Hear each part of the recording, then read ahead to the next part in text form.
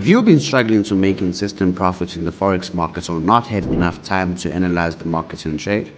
At MMK, we have experienced and qualified traders who analyze the markets and send signals directly to your phone. We are highly selective traders and we provide 5 to 10 signals weekly and a minimum pip count of 1,000 pips monthly. Join the winning team and stop donating your money to brokers.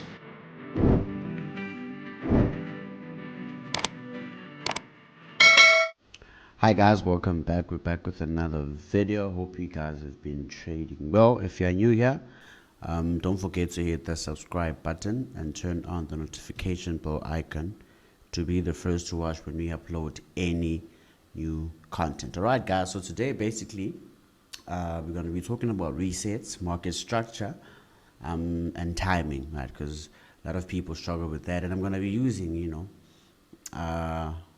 charts that I've actually sent in my signal room.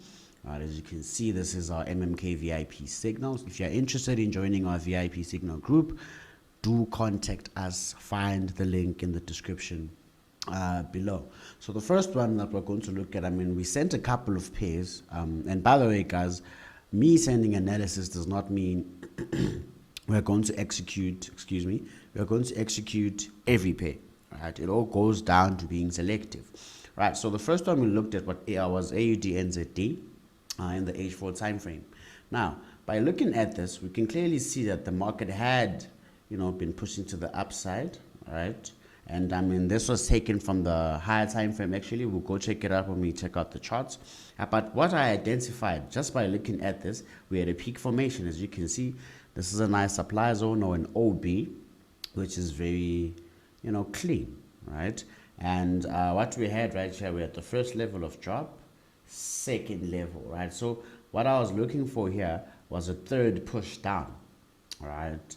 And I also had the 800 EMA inside, so this was also a nice, a nice area for targets, right? So as you can see, when this gave us the first drop, second drop, we had a 1350 crossover, right? After 1350 crossover, we wait for a bounce off the 50 EMA. Now this becomes a reset in your H1 time frame, right? So that was actually one of the pairs that we sent out, and as you can see, we actually did send out a signal on this pair, all right? So if we go check it out, this is basically what happened, right? As you can see, market made its way to that OB and gave us a nice trap just above that 50 EMA. Remember, this then became a reset in your H1 time frame, as you can see. So to now refine our entries, what we can identify here, we can see that we've got a nice structure point right here. This is a nice area for you to watch, right, for sales. Remember, that's the same area that we had actually identified, but remember, we are now trying to refine our entries and get better trades with good risk to reward. Okay, so now this is what we can see. As the market pushed into, remember, this is our area, and we can also see how the price left that area, right? How price left that area. Very interesting, right? So this was around Friday, going into Friday, right? So we didn't really get a midweek reversal last week. Excuse me. We didn't really get a midweek reversal. And then on Friday, excuse me, guys. On Friday, what we had a trap. Now, this trap happened at that point of interest, right here. So the market played around, pushed, and then finally we had a trap. As you can see, some stops were definitely grabbed right there, or you can call it a liquidity grab, all right? So there we go. We had the blue tracer inside. This makes this type of setup a high probability setup. Right. So by understanding this, remember this happened on Friday. We had another area of interest which was created right here. Right. Look at how price had left this supply zone. Right. Now, what I love about this is we then broke structure. Right. We then broke structure.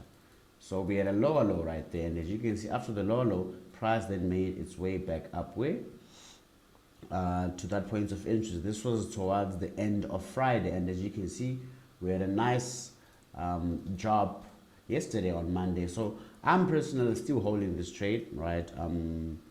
We were actually giving updates on this. Let me see. There you go. right? So I'm personally still in this trade, still going good, right? I mean, this was a very clean trade, and that's what I teach, guys. That's what I always preach, right? It's not about trading 500 times, but being selective, right? Because you'll never reach a 100 lot level if you're going to, just be clicking buy and sell the whole day. You're gonna blow an account, right? So this is still going good, not a bad trade at all. And we also looked at GBP CAD, right?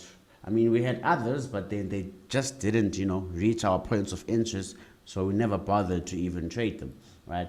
GBP CAD was, pretty much straightforward, right? So we can see what we had right here, 1350, and price never returned to that 50 EMA, right? So I loved the confluence here, right? I mean, these EMAs, if you basically understand, if you go and backtest, you will find that these EMAs, where they are located, this is where we usually have order blocks. I mean, look at that 200 EMA, we've got an order block there, a nice sell structure, drop, base, drop.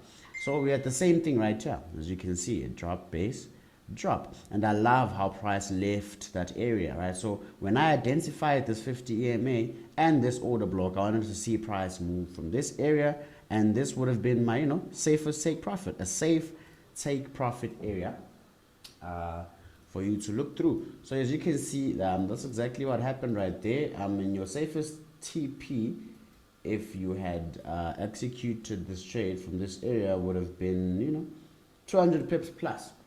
Right, so when it comes to execution, this is what happened, as you can see.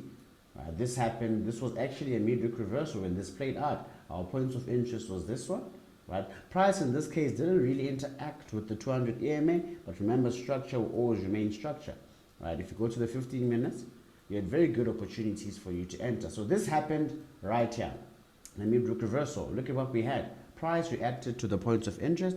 We had a very good structure there, rally, base, drop, right? A reversal structure, right? And look at what happens. Remember, we need to see a move above the Asian box if you're looking to sell, right? Our trap move, and you can see the number was changed 3 times. These things are still happening, guys. First, right there, high of the day was changed. It was changed for the second time. Excuse me, right there. And it was changed for the 3rd time, and this happened to be at an order block, right? And as you can see, price just moved away from that area. You also had another nice opportunity to enter this the next day if you didn't get a nice trade there, right? But if you if you missed out on all those guys, you had a nice opportunity the next day. As you can see, trap move above the Asian box, right? Nice trap move above the Asian box, giving you, and I mean, this was at a structure, guys. This was not really a clean OP, right? Not really clean for me, but as you can see, look at how price reacted to that area. So that was also a nice area. I mean, we had a nice information there and a beautiful move away from that, right? So I hope you guys have learned something from this. Structure is very important. Understanding your order blocks, very important, right? And we also looked at, but we did not trade this one because it just didn't, give us what we wanted to see. So I wanted to see USD JPY give us move to the upside, right? As I had analyzed, and I had seen that we're still moving to the upside from our higher time frame. So what I wanted to see was, I wanted to see the market get back to this point of interest, and then this is where I would be looking for moves to the upside. But as you can see, USD JPY did not do that, right? It just continued going up. So I wouldn't really, but directional, I mean, that's over 300 pips, right? But it just it did not get to our point of interest. So you are going to miss some trades, but you just need to stick to your rules, right? You cannot just jump on a train, right? You cannot just jump on a train, right? So I hope you guys have learned something from this. If you're new here, don't forget to hit the subscribe button and turn on the notification bell icon to be the first to watch when we upload any new content. Also check out our website, and you can find that link in the description